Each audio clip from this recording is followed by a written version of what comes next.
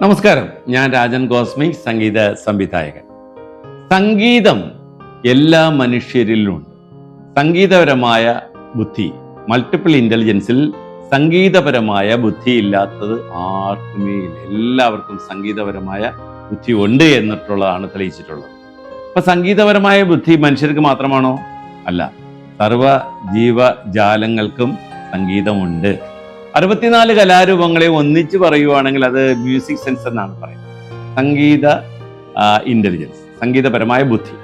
അപ്പൊ ഇവിടെ ഇത്രയും പറയുവാൻ കാരണം, സംഗീതത്തിലൂടെ നമുക്ക് കുറച്ച് വിനയവും സ്നേഹവും കാരുണ്യവും ഒക്കെ കിട്ടും. മനുഷ്യന്റെ അടിസ്ഥാന വികാരമായ കാരുണ്യത്തിന്റെ ഉറവിടം കലയിലാണ്.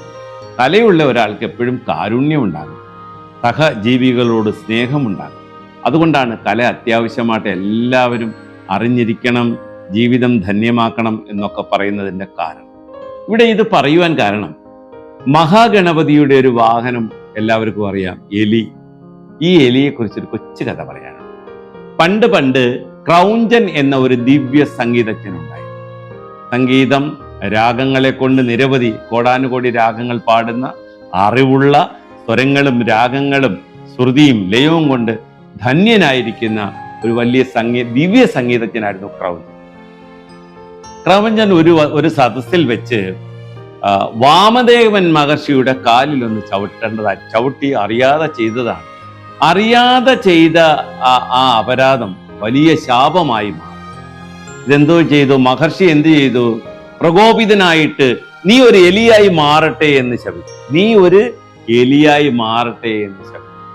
ഈ ശാപത്തിന്റെ ഫലമായി ക്രൗഞ്ചൻ ഒരാനയേക്കാൾ വലിയ ഒരു പർവ്വതത്തെക്കാൾ വലിയ ഒരു എലിയായി മാറി. ആലോചിച്ചു നോക്കണം, എലിയുടെ ഭീമാകാരമായിട്ടുള്ള ഒരു ഭൂമി നമ്മുടെ ഭൂമിയിൽ ഉണ്ടെങ്കിൽ അത് എല്ലാത്തിനെയും നശിപ്പിക്കും എന്നുള്ളത് 3 തരമാണ്, അത് ഉറപ്പാണ്. അപ്പൊ ഈ എലി എന്ത് ചെയ്തു? വലിയ എലിയായി മാറി എല്ലാവരെയും ദ്രോഹിക്കുക, എല്ലാവരെയും ബുദ്ധിമുട്ടിക്കുക, എല്ലാം നശിപ്പിക്കുക എന്നുള്ള ഒരേ ഒരു ചിന്ത മാത്രമേ ഉള്ളൂ ഈ ശാപം കിട്ടിയ എലിക്ക്. അപ്പൊ അത് കൂടാതെ പരാശരമുനിയുടെ ആശ്രമത്തെ കൂടി ഈ എലി നശിപ്പിച്ച്. ചുരുക്കി പറഞ്ഞാൽ, പരാശരമുനിയെ കുറിച്ച് നിങ്ങൾക്കറിയാമല്ലോ, സപ്തർഷിമാരിൽ ഒരാളാണ്. നിങ്ങൾക്കറിയാം, സംഗീതം 7 സ്വരങ്ങളാണ്, നിറങ്ങൾ 7 വർണ്ണങ്ങളാണ്. അപ്പൊ സപ്തഋഷിയിൽ ഒരാളാണ് പരാശരമുനി. അപ്പൊ പരാശരമുനി താമസിച്ചു കൊണ്ടിരുന്ന ആശ്രമത്തെ കൂടി നശിപ്പിച്ചപ്പോൾ സ്വഭാവം മാറി. പരാതി ഗണപതിയുടെ മുന്നിൽ എത്തി. ഗണപതി ഒരു സമന്വയം, ഒരു സോൾവിങ്ങിന് വേണ്ടി ഗണപതി ഭീകരരൂപിയായ എലിയെ വിളിച്ചു. എന്തു പറ്റി? അത് എനിക്ക് ഇതെല്ലാം നശിപ്പിക്കാനുള്ള ടെൻഡൻസിയാണുള്ളത്, എല്ലാം നശിപ്പിക്കണം, എല്ലാവരെയും ദ്രോഹിക്കണം, ആരെയും എനിക്ക് സഹായിക്കണ്ട എന്നുള്ള ഇത് ശരിയുള്ള കാര്യമല്ല.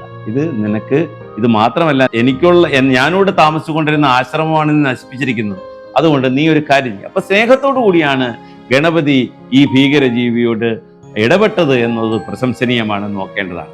എന്റെ മുന്നിൽ നീ കീഴടങ്ങും, നിന്റെ ശാപത്തെ ഞാൻ ഏറ്റവും വലിയ അനുഗ്രഹമാക്കി മാറ്റാം. നിനക്ക് ഇത്രയും വലിയ ശരീരം കൊണ്ട് നിനക്ക് ജീവിക്കാൻ പറ്റത്തില്ല.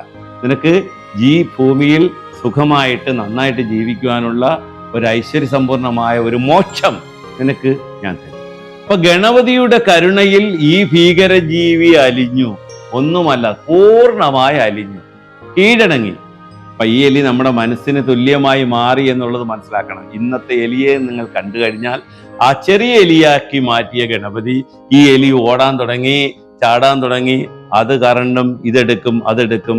മാത്രമല്ല, ഈ എലിയുടെ സ്വഭാവം നമ്മുടെ മനസ്സ് പോലെ ഒരിടത്ത് നിൽക്കത്തില്ല, ഉടൻ തന്നെ ചാടി മറ്റൊരിടത്തേക്ക് പോകും, വീണ്ടും അവിടുന്ന് ചാടി വേറൊരിടത്തേക്ക് പോകും. എങ്ങും ഉറച്ചു നിൽക്കാത്ത ഒരു മനസ്സിന്റെ ഉടമയായി എലി മാറി എന്നുള്ളതാണ് എൻ്റെ കഥയുടെ സാരം.